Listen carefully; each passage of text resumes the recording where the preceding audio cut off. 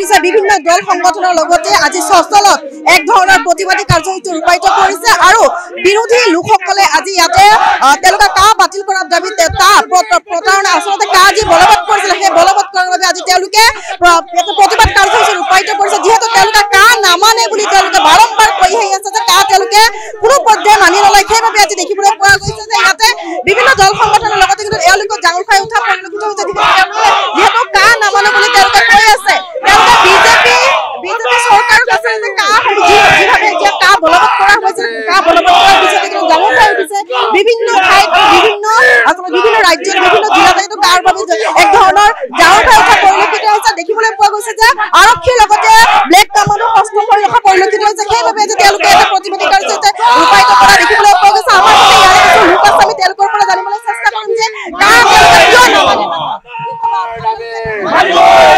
এইখন হৈছে মিত্ৰচাৰ চৰকাৰ যিটো কি সম্পূৰ্ণ আমাৰ অসমখনক যিটো আজি সম্পূৰ্ণ কি হয় আজি আমাৰ বেচাৰে তুলনা কৰা হৈছে কাৰণ কি উত্তৰ পূৰ্বাঞ্চলত বেচাৰে তুলনা কৰা হৈছে কাৰণ কি যেনেকৈ মন যায় দেখোন নিজৰ মনে মৰ্জিয়ে কৰে যি সম্পূৰ্ণ কি জনসাধাৰণৰ হিতাধিকাৰী কাম নকৰে অকল মাত্ৰ নিজৰ শোষণ নিজৰ ভাই ভনী অসমৰ জনসাধাৰণবিলাকক শোষণ কৰা নীতিৰে চোৱাৰ কাৰণে আজি অসমৰ নিচিনা জেগাত কা বলবৎ কৰা হ'ল কিন্তু আজি চাওক অসমৰ ভাৰতবৰ্ষৰ ভিতৰতে যদি কেৰেলাৰ মুখ্যমন্ত্ৰীয়ে যদি আজি দক্ষিণাত্য যিমানবিলাক আছে সকলো ষ্টেটত যদি মুখ্যমন্ত্ৰীয়ে ক'ব পাৰিছে যে কা কোনো পৰ্যায়ে গ্ৰহণ কৰা নহ'ব কিন্তু আমাৰ এই মুখ্যমন্ত্ৰীজনে আমাৰ এই সৰ্বানন্দ সোণোৱালজন কেনেকুৱা এজন সম্পূৰ্ণ কি হয় জাতীয় নায়ক আখ্যা দিয়া হৈছিল আগতে কিন্তু আজি কলনায়কলৈ ৰূপান্তৰ হৈছে আৰু লগতে হিমন্ত বিশ্ব শৰ্মা যেনেকুৱা নেকি স্বচ্ছাচাৰী শাসন চলাইছে অসমত কিন্তু অসমৰ ৰাইজে 2024 চনত যেনেকুৱা আহি আছে নিশ্চয় প্ৰতিটো দিব আৰু সেই গতিকে মই অসমৰ যিমান জনগণ আছে ওলাই হওক আমাৰ সংগ্ৰামৰ লগত ভৰ্তি হওক যাতে আমি কোনো প্ৰকাৰে অসমৰ ৰাইজে কা নামানো কোনোদিনে মনা নাছিলে আৰু আমি কেতিয়াও নামানো সেই গতিকে আমি হিমন্ত বিশ্ব শৰ্মাক ধিক্কাৰ জনাইছোঁ যাতে কোনো প্ৰকাৰে সম্পূৰ্ণ কি হয় যদিহে সংবিধান যদি গৃহীত হৈছে কিন্তু অসমৰ ৰাইজৰ মাজত কেতিয়াও অসমৰ তেজত কেতিয়াও কা আমি কেতিয়াও মানিব নোৱাৰো আৰু কোনোদিনে নামানো ধন্যবাদ যেহেতু এনেধৰণৰ আৰু কিছু লোক আছে আমি তেখেতৰ পৰা জানিবলৈ চেষ্টা কৰিম যিহেতু কা নামানে বুলি কৈছে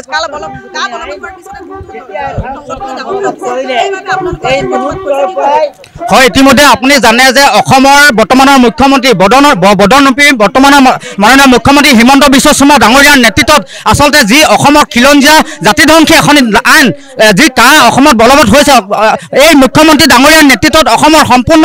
আমাৰ খিলঞ্জীয়াৰ ভৱিষ্যত জাতি জনগোষ্ঠীৰ ইয়াত ধ্বংসপথলৈ ঠেলি দিছে আপোনালোকে ইতিমধ্যে জানে অসমৰ ভাষা কৃষ্টি সংস্কৃতি জাতি মাটি ভেটি সম্পূৰ্ণভাৱে নিঃশেষ হ'বলৈ গৈ আছে আৰু ইতিমধ্যে আপোনালোকে জানে যে এই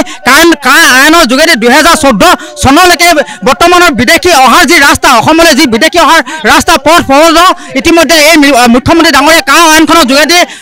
সাব্যস্ত কৰিছে গতিকে আমি ইতিমধ্যে আপোনালোকৰ সংবাদ মাধ্যমৰ যোগেদি এই বদনপী মাননীয় মুখ্যমন্ত্ৰী হিমন্ত বিশ্ব শৰ্মা ডাঙৰীয়াৰ আমি এটা প্ৰশ্ন কৰিব বিচাৰিছোঁ যে কৰ্ণাটকৰ মুখ্যমন্ত্ৰীয়ে যদি কা আইনখন প্ৰত্যাহাৰ কৰিব পাৰে আপুনি কি দিল্লীৰ কেন্দ্ৰীয় চৰকাৰৰ বৰ্তমান প্ৰধানমন্ত্ৰী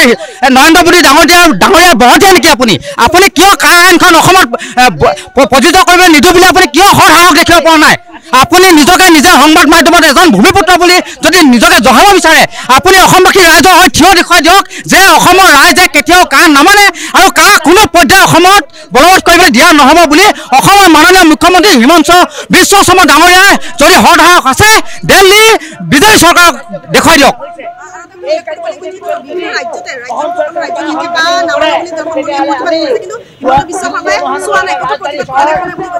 বৰ্তমানৰ মুখ্যমন্ত্ৰী হিমন্ত বিশ্ব শৰ্মা ডাঙৰীয়াৰ ভৱিষ্যতলৈকে ভোট বেংক সুৰক্ষা কৰাৰ স্বাৰ্থত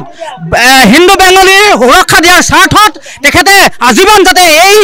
মুখ্যমন্ত্ৰী চকীখন যাতে সুৰক্ষিত হৈ থাকে গতিকে ভৱিষ্যত খিলঞ্জীয়া জাতিটো লাগিলে ধ্বংস হৈ যাওক কিন্তু তেওঁ কোনো পৰ্যায়ত অলচৰ হ'ব বিচৰা নাই কিন্তু আমি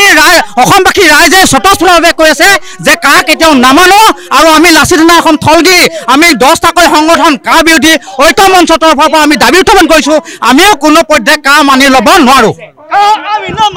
যেহেতু এনেদৰে দেখিবলৈ পোৱা গৈছে তেওঁলোকে কা বিৰোধী যিটো কা বলবৎ কৰাইছিলে কা বলবৎৰ পিছতে কিন্তু সমগ্ৰ ৰাজ্যতে এক ধৰণৰ ডাঙৰ খাই উঠা পৰিলক্ষিত হৈছে তাৰ পৰিপ্ৰেক্ষিতত আজি সচলতো তেওঁলোকে প্ৰতিবাদ সাব্যস্ত কৰিছে আৰু এটা কথা স্পষ্ট ৰূপে কৈছে যিহেতু কা তেওঁলোকে কোনো পৰ্যায়ে মানি নলয় আৰু যদি চৰকাৰখনে হিমন্ত বিশ্ব শৰ্মাই যদি এই কাৰ বাবে কোনো ধৰণৰ যদি মানি নলয় বা কাসমূহ যিহেতু প্ৰত্যাহাৰ কৰিবলৈ সেইবাবে যে তেওঁলোকে প্ৰতিবাদ সাব্যস্ত কৰিছে।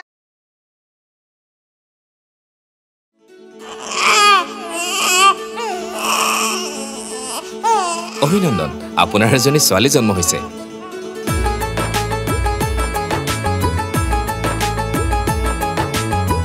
লাহি পাহি এজনী পৰি